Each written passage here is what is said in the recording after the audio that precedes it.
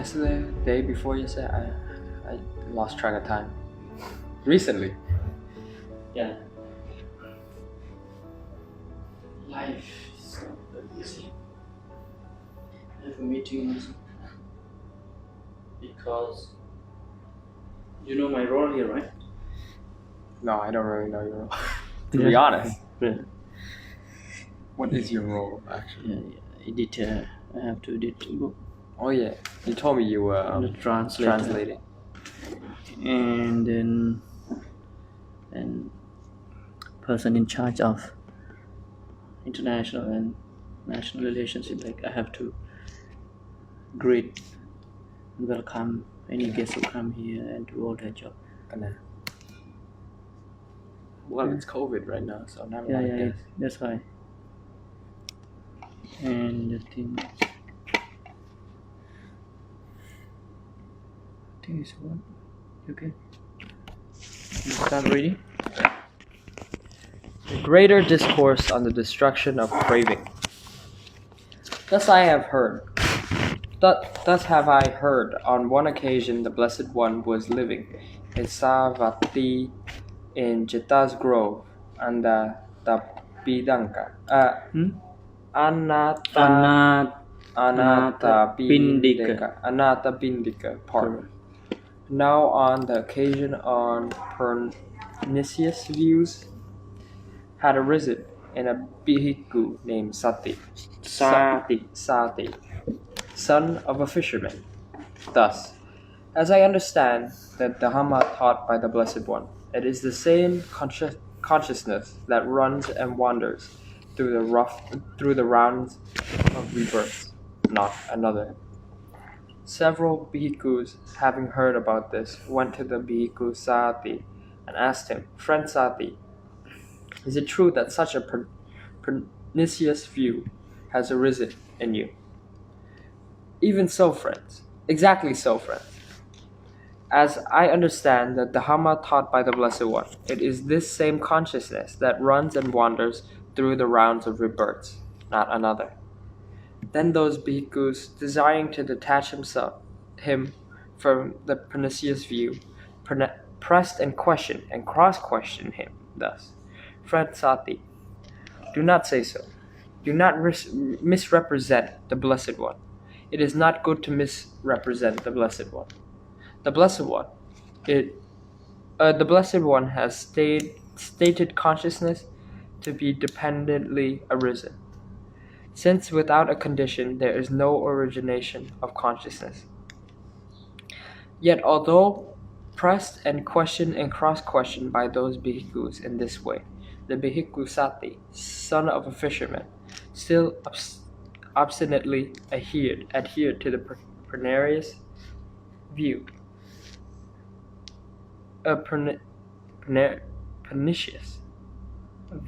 and continued to insist on it. Since the bhikkhus were unable to detach him from that pernicious. What is that?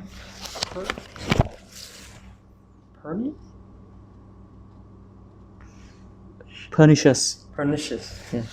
Pernicious view, they went to the Blessed One, and after paying homage to him, they sat down at one side and told him all that had occurred, adding, "Venerable Sir, since we could not detach the bhikkhu Sati, son of a fisherman, from this pernicious view, we have reported this matter to the Blessed One." Then the Blessed One addressed the son bhikkhu thus: "Come, bhikkhu, tell the bhikkhu Sati, son of a fisherman, in my name that the teacher calls him." "Yes, Venerable Sir," he replied, and he went to the bhikkhu Sati and told him, "The teacher calls you, friend Sati." "Yes, friend," he replied, and he went to the Blessed One, and after paying homage to him, sat down at one side. The Blessed One then asked him, "Sati, is it true that the following pernicious view has arisen in you? As I understand that the Dhamma was taught by the Blessed One, it is the same consciousness that runs and wanders through the rounds of rebirth, not another." "Exactly so, Venerable Sir. As I understand the Dhamma taught by the Blessed One, it is the same consciousness that runs and wanders through the rounds of rebirth, not another. What is that consciousness, Sati? Venerable Sir, it is that which speaks and feels and experiences here, and there the result of good and bad actions. Misguided man, to whom have you ever known me to teach the Dhamma in that way? Misguided man, have I not stated in many ways consciousness to be dependently arisen, not without a condition? There is no origination for consciousness. But you, misguided man, have misinterpreted us by your wrong grasp and injured yourself and stored up demerit, for this will lead to your harm and suffering for a long time. Then the Blessed One addressed the Bhikkhu thus: Bhikkhu, what do you think? Has the Bhikkhu Sati, son of a fisherman, kindled even a spark of wisdom in the Dhamma and discipline? How could he, Venerable Sir? No, Venerable Sir. When this was said, the Bhikkhu Sati, son of a fisherman, sat silent, dismayed, with his shoulders drooping and head down, glum, and without a response. Then knowing this, the Blessed One told him, Misguided man, you will be recognized by your own pernicious view. I shall question the Bhikkhus on this matter. Okay, so stop here. Can you wrap up? So there was this one Bhikkhu or student, disciple of the Buddha. His name was Sati. Sati. And he thought that he came to a realization, to an understanding that since the Buddha was able to think of the Dhamma within his current lifespan, he thought that it was closely related with the rounds of his rebirth and not from another life or not from something else. But his friends tried to tell him that that view is incorrect, and you should not be thinking like that, because that is not what the Buddha has taught. And also they told the Buddha, and the Buddha talked to them, and the Buddha said, that is not what I have been teaching. I've been teaching that thoughts and consciousness are from dependent origination, which means that they do not need to spark off anything to come to life. Okay. And it comes from itself. Yeah, so let me add, there was a monk, a bhikkhu name, his name is Sati, and he's the son of the fisherman. He had a wrong view, pernicious view, harmful view, thinking that the same consciousness travels throughout the rounds of rebirth. Yeah, throughout the circle of rebirth.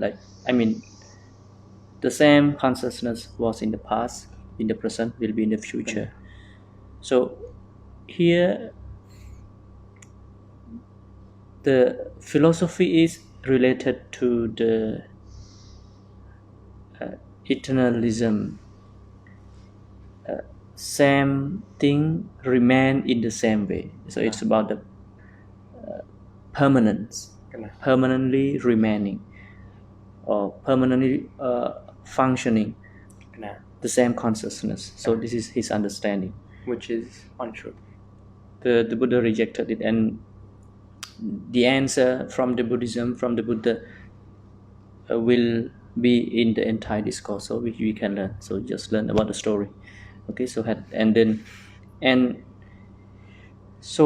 the story, what we have to learn is, one thing is,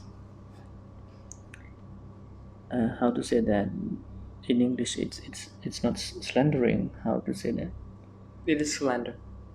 No, we misinterpreted about the slandering, right? It's in Khmer tupat. I forgot what how we call it in English. The truth.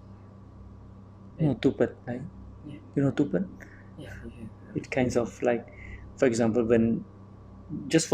you and I have, had the argument or scolding, beat each other, and your sister, someone saw us did that, and they went to tell the master. This kind, how to say it in English? It's slandering or When you slander is when you when you say something about something else, like incorrectly. like kinds of divisive speech, like you create something. Kena.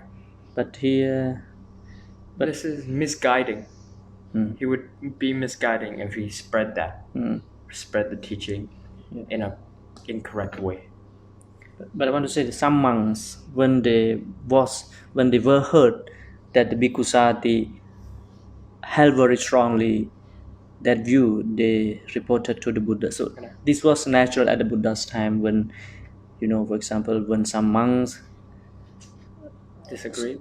disagree or saw us making any mistakes, or when they know that we are offensive.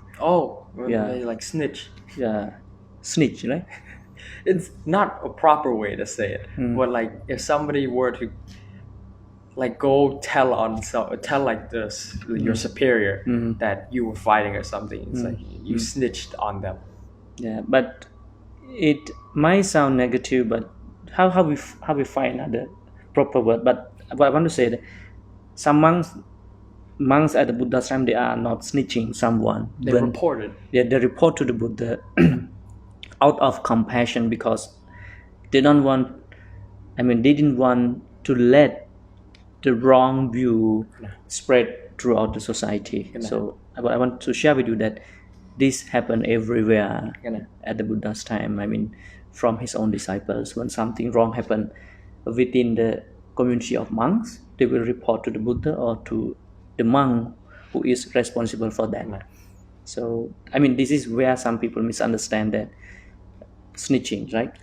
When you did something wrong, you report to the teacher. They say, oh no, but it also depends on the intention of that person, whether he did it for goodness or just in order to be rewarded, or I don't know, that kinds of. But it was during Buddha's time, most of the monks, they are pure. So what they wanted is to let this monk understand, and on the other hand is they want to understand the true teaching from the Buddha. Okay, so you can continue. Snitching. When this was said, the Bhikkhu Sati, son of a fisherman, sat silent, dismayed, with shoulders drooping and head down, glum without response. Then, knowing this, the Blessed One told him, "Misguided man, you will be recognized by your own pernicious view. I shall question the bhikkhus on this matter." Then the Blessed One addressed the bhikkhus thus: "Bhikkhus, do you understand that the Dhamma taught by me, as this Bhikkhu Sati, son of a fisherman, does when he misinterprets us by his wrong grasp and injures himself and stores up much demerit?" "No, Venerable Sir. For in many discourses the Blessed One has stated consciousness to be dependently arisen, since without a condition there is no origination of consciousness." "Good, bhikkhus. It is good that you understand the Dhamma taught by me thus. For in many ways I have stated consciousness to be dependently arisen, since without a condition there is no origination for consciousness. But this bhikkhu, son of a fisherman, misinterprets us by his wrong grasp, and injures himself, and stores up much demerit, for this will lead to the harm and suffering of this misguided man for a long time." Okay. So, what is the feedback from the Buddha? The Buddha says, "Do you guys understand what I've been teaching?" "I've been teaching," and they reply with yes, and then they explain what he's been teaching, and then he says, "Good." And then he reaffirms what he was teaching, that consciousness doesn't come from out of nowhere, right? It depends on something. It depends gently arising and passing away. If you remember the discourse I shared with you, the Madhu-Pindika Sutta, the Honey Bowl Sutta, how the mental proliferation it depends arises. on what we are sensitive. So what I want you to learn is it's very philosophical, and this is the unique characteristic of Buddhist philosophy when it comes to the process of consciousness, corresponding with other religious belief, even in Hinduism, even. So I mean, we call it Paticcasamuppada. The dependent origination is the one and only philosophy incorporated in Buddhism. So this is the way we interpret. This is the way we look at the world. That everything Depends. is Dependent. dependently arising and passing away. Everything is, how to say that? Everything is dependently conditioned. How does the Buddha explain the creation of the universe? Because different religions have different views on what is either God created or Correct. something else happened. How does Buddha view? The same philosophy, this I call it dependent origination. There is a cause, there is an effect. So kinds of rotation. There are many discourses, so I will share with you, but what I want to say, he interpreted the entire process under the law of dependent origination. So and it also interpreted under the law of, I call it the natural phenomena. According to Buddhism, there are 6, we call it niyama, or natural process, that no one is operated it, no one is created it. So it just happen the way it is. It's a natural phenomena. Like, but it, as I told you, but they are still under the law of dependent origination. Something needed to have happened. Correct. And that's why they call it the Big Bang. The Big Bang. Something happened and then correct. Everything and happened. I mean this one, yes, this one is a result of something. This book. Okay, for example, from the tree, if just imagine that it is produced from the tree, or it is made of tree. So tree made of what? Nutrients, soil. Yeah, and soil, sunlight. And who made this? Human energy, factory. So finally, the same elements. We go to the same element: water element, fire element, earth element, and so on. So this is the interpretation of the Buddha. But I think you want to know it more clearly. We can, I think maybe after this course, I will bring that discourse. It's quite long, but it's okay. We can learn. No, it's just I was curious because Christians they think they have a God figure, so Correct. they think that God created the universe, and then there's more like the people who believe in science. Science is the Big Bang. Big Bang theory. We can compare. Okay.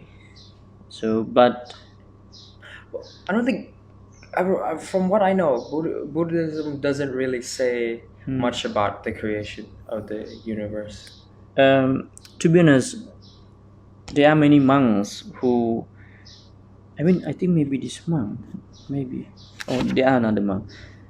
They hold very strongly about the view that they want to know who created the world, what happened after Nirvana, and what happened to the Buddha after he's attained Mahaparinibbana. And is the world finite, infinite, it is limited or unlimited? And they suggested the Buddha that if you don't answer those questions properly, I will live this life. Okay, I will live this life. And the Buddha said, why?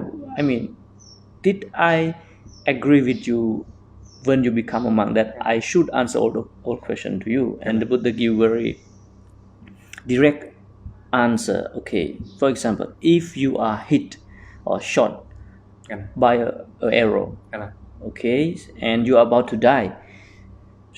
I mean, I ask you, will you ask that, okay, don't take me to the hospital, or don't treat me, or don't remove my arrow?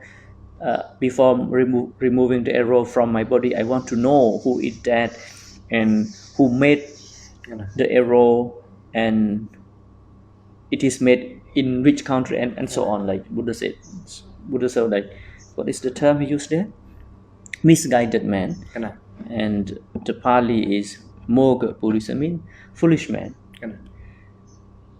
This I mean, Buddha said, I know everything, but I only teach you what you need to know to liberate yourself from the suffering. But there were so much push. Okay. I think humans are curious. Yeah, We like to correct. experiment. But finally, Buddha explained it, but in a very not a direct Vague. way. Yeah, it's very indirect way about how to say that. There were two. I will let you read that discourse. There were, because you asked the question, there were two or one, I forget. Brahmins, they came to the Buddha, asked. No, they believe in another. No, they believe in a caste system. They believe that the person becomes superior, inferior because of the God, of the creation of the God. Buddha say no. This is the process of dependent origination. Buddha explained how the caste system was created, and how the human being was created. And another thing is how one thing that I am the God, and I am the one who created everyone. So Buddha clearly described that everything is about my mate. Buddha said. Okay, let me. Okay, there was I think the Buddha could have just summarized the caste system as, if God created the caste system, there's no reason why the caste system should exist, because society is created by not God, but by humans. Correct. We're the ones who created society. The origination of society came from the person who hold the most food. Correct. In a village, and then people put him at the top. That's Correct. what made people. That is the point Buddha made from his, we call it Aggañña Sutta, and how the king was made. No one was born being a king or being a businessman. No, Buddha said we're all born human, and the entire process make everyone a king, a businessman, a thief. No, this is not the creation of the God. So that's why it is under the law of dependent origination. So the karma also under the law of dependent origination. It's cause and effect, good, bad, good. So like it's about that.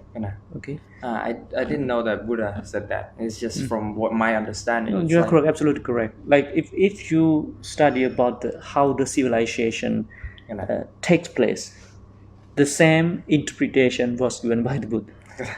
like Buddha said, why people became ugly? Buddha said because people was lazy, and before any kinds of plants, spontaneously or naturally grow. If you want, you go and pick and eat. Someone go pick and eat, pick up and eat, but finally, the nature of the greediness arise within the human mind. Some they collect and keep. Some lazy people, they don't want to go and collect. So they steal. So and then start. Okay, we need someone to give a punishment. So they find, as you said, they find a very strong, very intelligent, educated one that he can be treated as king to look after them. So this is happened. This is how the society, how it is created. This is according to Buddhism, and there is it kinds of Darwinism, but it's a evolutionism. But I use the word spiritual evolutionism. two, spiritual evolutionism and material evolutionism. I mean, both are discussed in Buddhism and they are interconnected. Spiritual evolution and material evolution. For example, why there is no rain? Why there is less rain? Buddha said, because of the human greediness.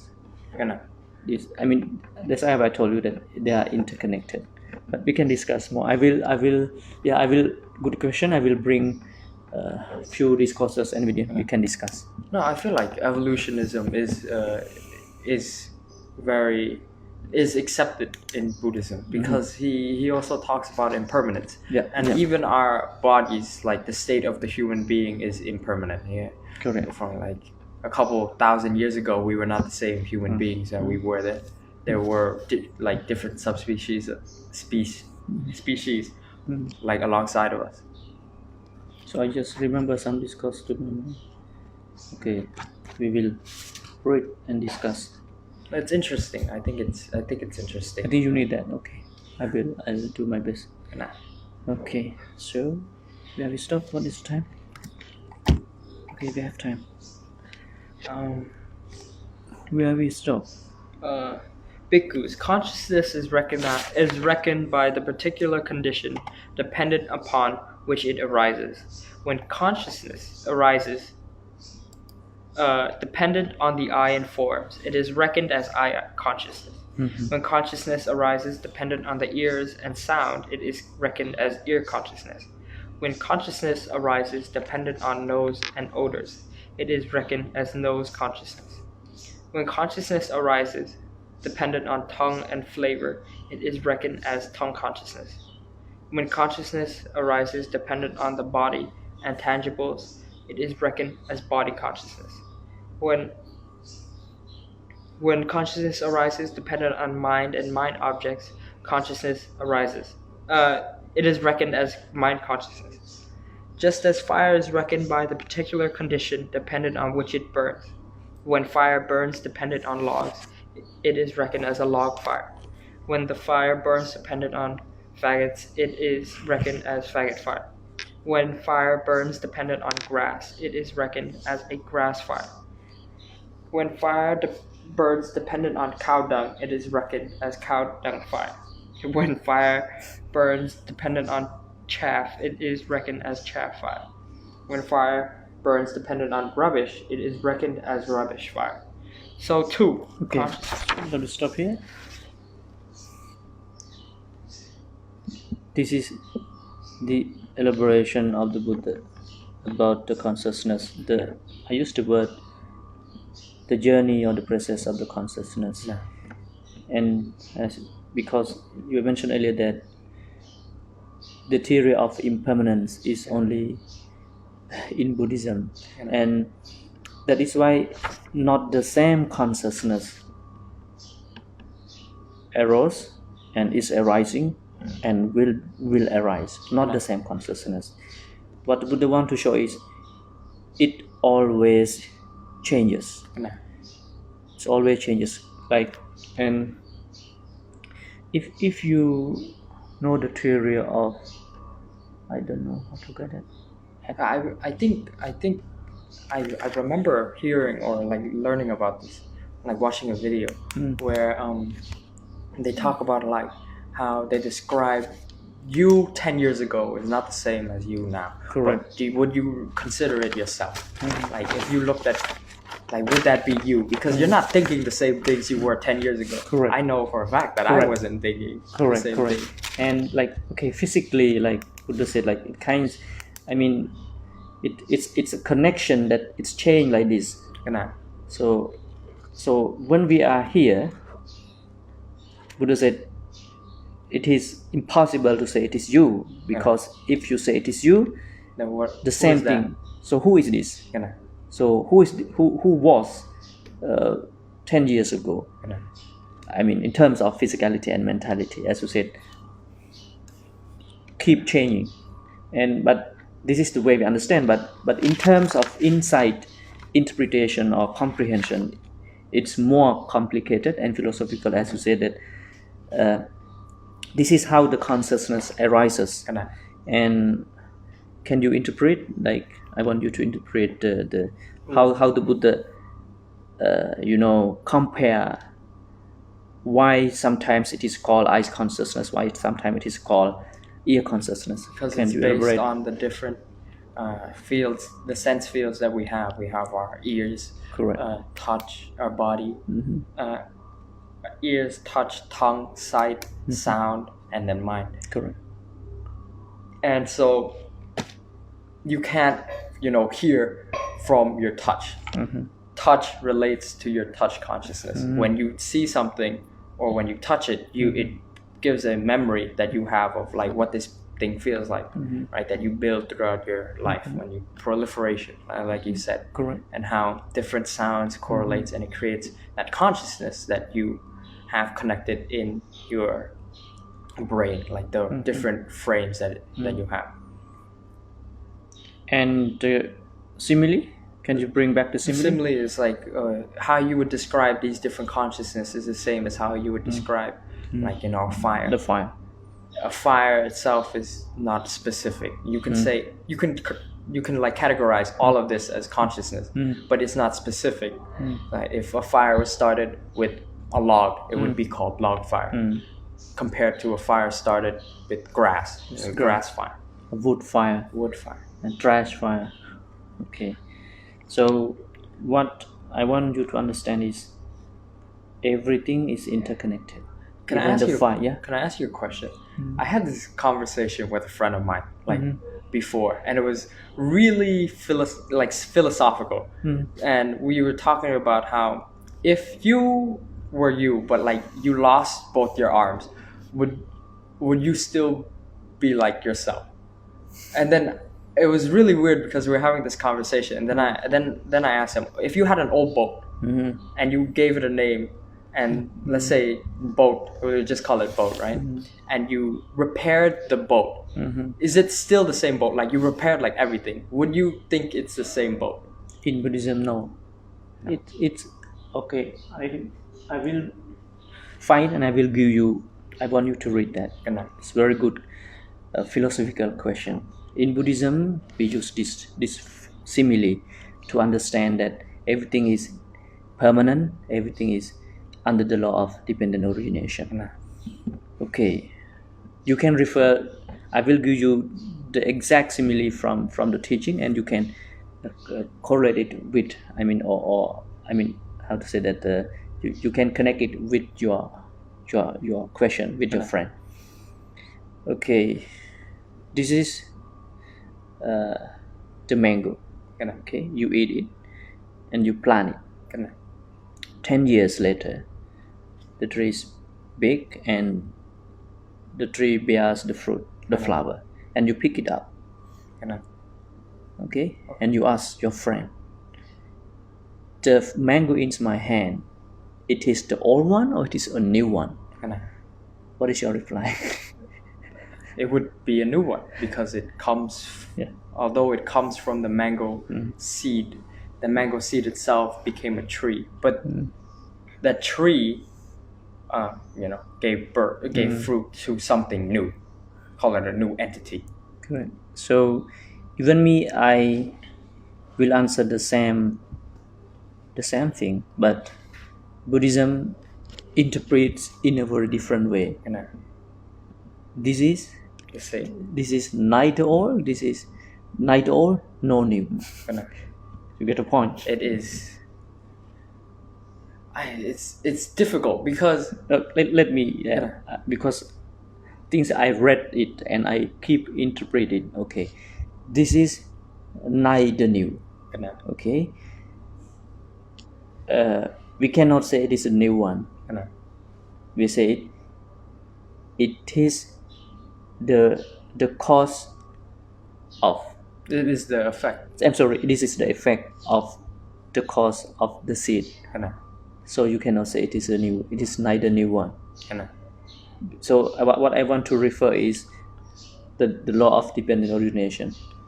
Get the point? I understand. And second one is neither old. Sorry. First one is neither old. there's only no new. It is not a new one. But it can't be the old one because the old one is the cause. Correct. And the thing is here we want to explain that the process of impermanent, that it keep changing. It keep changing. That's why you cannot say a new one. But it starts from something. Correct. So it's very philosophical, but the thing is, this is the way we interpret, we understand that it's much new one. But according to Buddhist philosophy, even for example, to be honest with you, even the phone, you brought a very brand new iPhone, we use the word new, but according to Buddhist philosophy, it is neither old one or new one, because the material used to make this phone has been in the earth for many million. And the thing is, you just created it, and I mean you use the same material, the old, and to make a new one, but we just change the way that it was created. Correct. And sometimes, like the same version, you just put something and you say it is new, but it is not. I mean, like you said, the phones from 10 years ago were probably made out of the same material that the phones are made now, but the manufacturing process is different. I'd call it, like, the cause would be the material, but between the cause and effect is the manipulation, and it's different. It's different, and not the same thing happened. Like, it keep always changing. Okay, it's very philosophical. Even in Buddhism, Buddha explained that. I mean, it has 8 elements there, like we call it materiality. So when I give you, so now it is in my hand. After I gave to you, Buddha say it. I mean, this within few hours, this is not the old one, or this is not a new one. Like what Buddha say, like the materiality keeps changing. I mean, very quick. Very quick. It deteriorates. Yeah, like we call it, how to say, I forgot the term of science. Atom. Yeah. It gets destroyed. Yeah. It gets reduced. Yeah. And we can say that it becomes new because the old one is die. Like it's kinds of dead. That's our perception. Correct. It's all our perception. The thing is, like this one can come into being after this one dies, according to Buddhism. Okay. The thought process, I mean the consciousness passing away, it gives a place to another one to arise. When this one fade away, it gives a chance for another one to rise. Like it kinds of passing, arising. That's like, you can use the example of the phone. The newest model would not be created if the oldest model wasn't created, because we would need to keep making it better. That's the whole point. That's how we think as humans. Everything needs to be better. But I want you to read the simile. I think it would be great for you to explain to your friend. This is the position Buddhism takes when it comes to the nature of impermanent.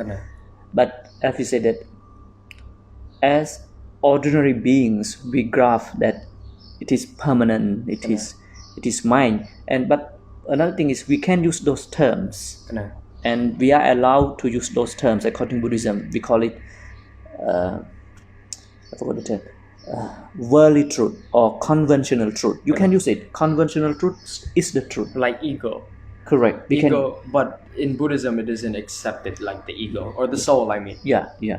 We can use the word I, myself, she is my wife, this is the car, this is the house. But in ultimate truth, ultimate reality, there is no such thing can be given to identify. I mean the things we perceive. We can discuss these conventional truths. Just make it easier for people to understand.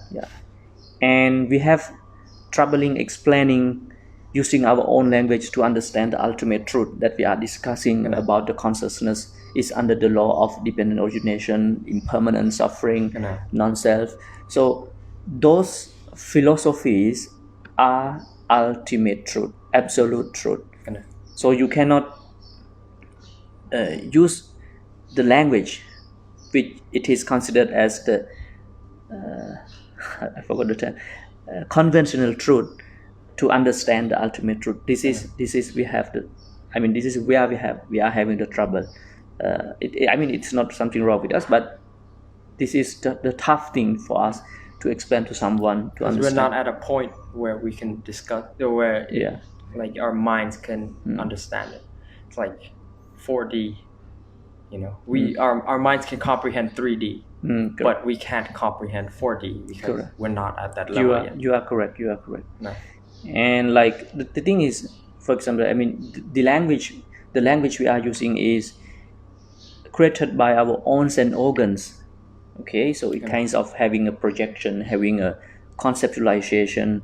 As you said, that for one who never, you know, see a computer, if you use the word the computer, I mean, to your grandma or to your grandpa, like, I mean, she even can't imagine what it looks like, you know, what it is, computer, like. So the same story, I mean, there is a discussion between tortoise and a fish. You know, for fish, it is totally blank, like what the land looked like.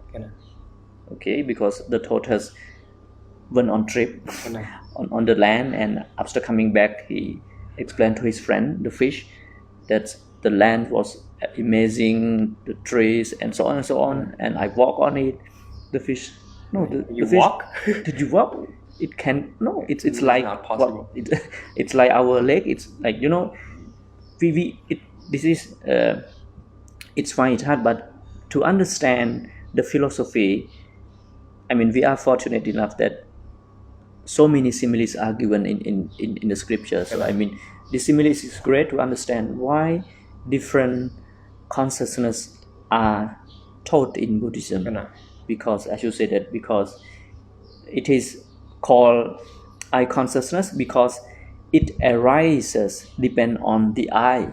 That is why we call it eye consciousness, because what the ear can absorb, I mean, the eyes cannot. So that is why it is.